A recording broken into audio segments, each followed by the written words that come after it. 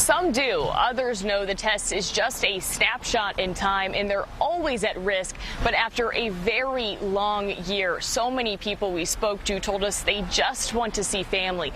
Family they haven't gotten to hug and hold for months now. Already have an appointment? 2020's Christmas rush, the same long lines, but a different purpose. How many times have you guys been here? Oh, about. This is our third time. And that's my fourth time. So you're pros. Yeah. How would you feel like if you didn't come here at all and just like went to Christmas dinner or Christmas? I would be so guilty. I would feel so bad. A rapid test at the top of everyone's list this week. Elena Amanade needs a negative result. She wants to visit her grandma. She probably won't let me hug her, to be honest. I probably wouldn't want to either, so. Emma Carr and Tate Emo told me they did what they thought was right. They wore a mask and kept their social distance. And then someone they knew tested positive. Really scary. Just really worried for them and for us. So a negative test would feel like a gift. Massive amount of relief. It's not the perfect gift. You can test negative in the morning and be positive in the afternoon. But for right now, we're okay to travel to go see our family. But the CDC says a test helps. It'll make her feel safer, it'll make me feel safer. So people line up. It's the least I can do, stay in line for an hour. To get a gift that they hope means a holiday moment with less loneliness and more family, less worry, more peace of mind. I don't get to see them too often, so this is a really great time for me. Just being together. Yep, being together. Now, the airport will be busier than it's been, but nowhere near what we normally see during Christmas week. 140,000 Floridians are expected to fly during the holidays. That's down 59% from last year. Look, Shelby. There are just some things. How you doing there in New Jersey? Brooklyn, okay. You can't find in a grocery store. The social gathering, too. Yeah. Hello there. Something sweet. 3 days from now, that'll be the sweetest, ripest mango that you'll ever find. They're down to earth. They're regular folk, down to earth people. Something solid. We're on a first name basis. Not hey you or whatever. I'm Phil. That's Bob. Something that isn't just customer service. This is friendship. Decades in the making. How many friends do you think you've made doing this? I couldn't count them all. That's how long Bob sold his produce at the North Fort Myers Flea Market. Phil is proof those friendships are strong. Well, I came up as a customer, and we got chatting and things like you and I are right now. Been doing that for going on 20 years with this guy right now. After almost 60 years, this slice of old Florida, the North Fort Myers Flea Market, is no more. Most of my life I've been coming here. It's been one of the best markets I've ever had. And today's the last and final day. It's gone. But not forgotten. Bob and Phil will still sell their produce on Wednesdays, but down the street at the Shell Factory. Well, we look forward to seeing you next Wednesday. They're in 8th grade now. As middle schoolers, Gabriella, Joanne, and Jocelyn earned the right to sit at the back of the bus. We have a lot of little kids and we have to take care of those, and we're the bigger ones in the bus. And they knew what to do when their bus driver pulled over to the side of the road and parked. He fell on the floor. And then I started saying, my bus driver passed out. The voice on the other side of the radio told Joanne to move his driver and check her pulse. There's little kids on the bus, and I just wanted to be as calm as possible. Meanwhile, Jocelyn called the school. I took my phone, peeked out to hear them better. Gabriella made more calls.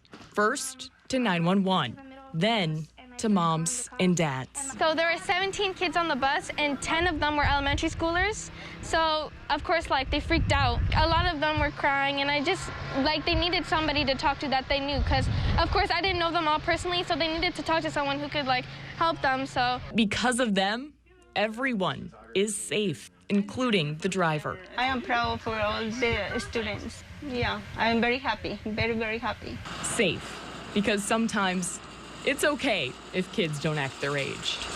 She could have died, and the all the kids were just panicking. I just stepped into action and just did what I had to do.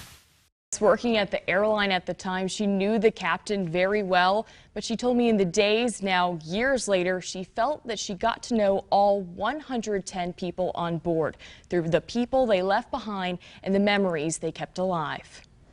Moms and dads, baseball coaches, and favorite uncles grabbed their seats.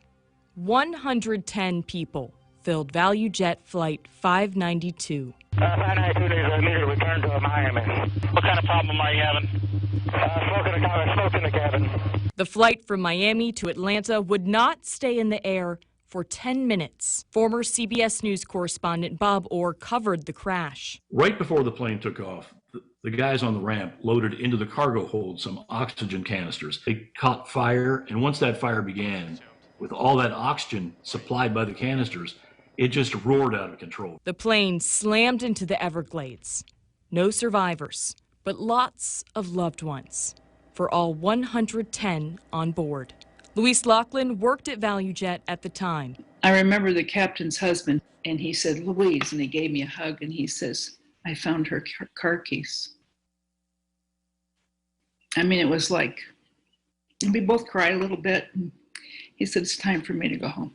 Today, 25 years later, first responders and loved ones again gathered at the site of the crash to remember those moms and dads, baseball coaches, and favorite uncles, all 110 of them. Thank you all for remembering.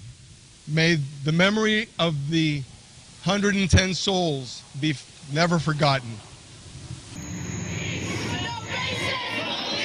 This is why they are here.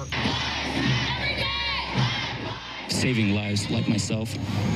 It should go without question, but it does. Young, old, families, people who have never protested before, raising their voices, sharing their message at the We Can't Breathe rally. We will not let George Floyd's death die in vain. This father with his son, whose sign says, "When do I go from cute to dangerous?" I wanted them to recognize that he is the same person, whether he's 10, 20, 25. You know, he's a young man who has life that will be able to change this world. From children to grandparents. Because enough is enough. While community organizers spoke, others walked through the crowd with QR codes, hold up a smartphone camera, get information.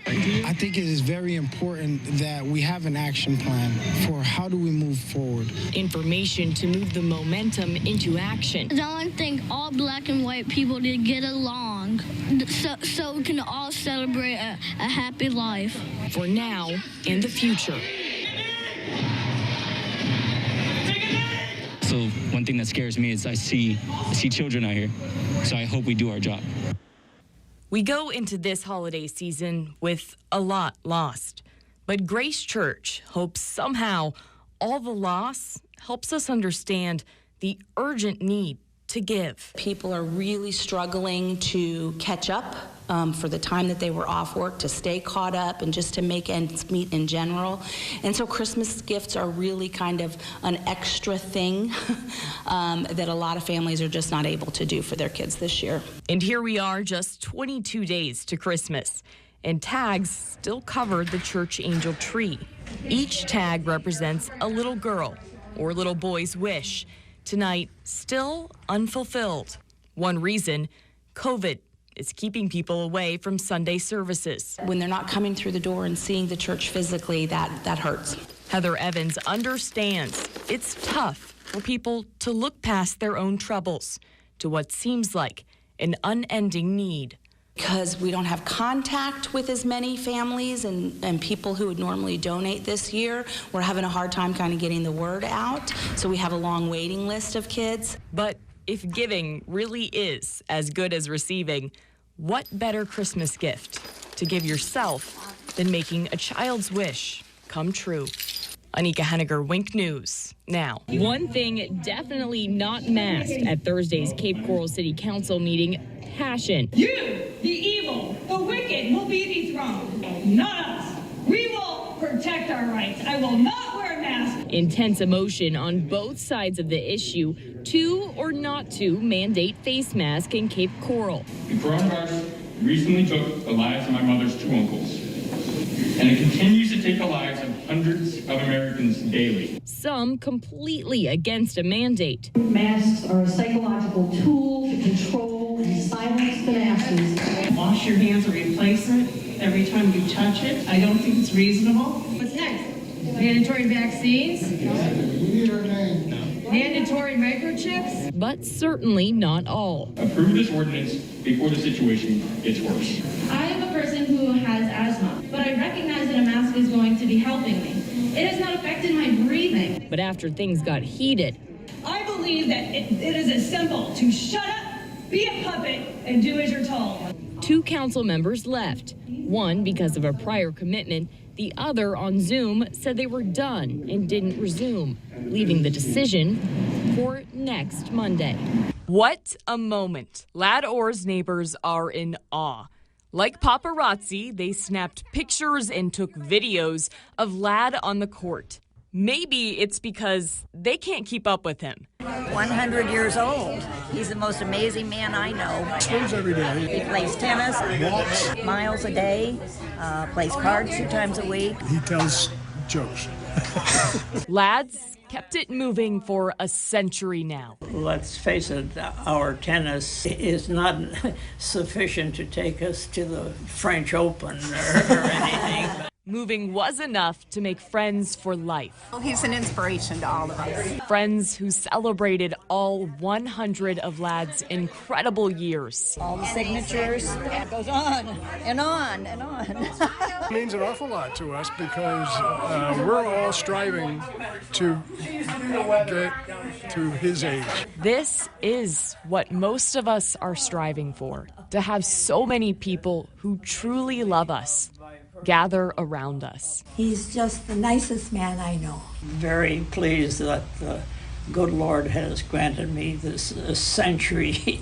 I feel that time has gone by rather rapidly. We hope to continue a day at a time. Moment by moment. Anika Henniger, Wink News, now. It's the Tree Lot, Bob speaking. Christmas 50 years ago, Bob wasn't taking calls. He was burning money. The first year I came here, I went to Naples all alone. I burned 200 trees, and when I got home, my wife said, well, you wouldn't be crazy enough to do that again. But here we are, 50 years later. Bob is still doing it for his wife, his partner in life, and in Christmas trees, who's passed. I think we made a lot of Christmases for people. Bob doesn't skip a year. His customers don't either. Little girls, now moms. Little boys, now dads. Watched kids grow up now. They got kids growing up, I watched all that, One problem I'm having is starting to remembering a few names and stuff. I see people, I know them, but I'm struggling sometimes for names. But no one forgets Bob, not even his rivals. Al Mueller is the owner of Uncle Al's Christmas trees. Bob and I, although we're competitors, we're great friends. He's actually seen my kids grow up. It may be 50 years, but Bob knows it's the memories that mean the most. I think we make their Christmas, part of Christmas, happy, make it happy for them. They pay for it, of course. I think we make their holidays.